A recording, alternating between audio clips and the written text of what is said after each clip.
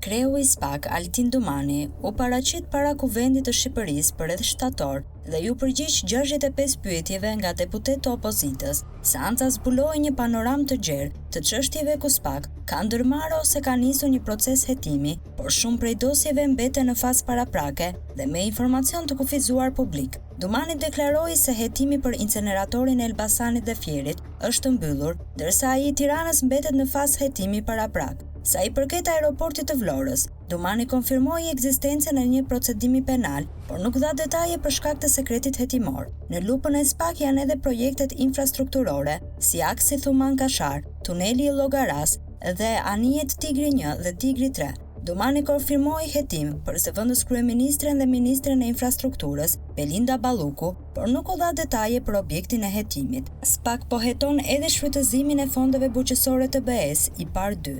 Dumani theksoi se SPAK po punon në mënyrë të pavarur dhe se nuk do të ndalet për shkak të presioneve politike.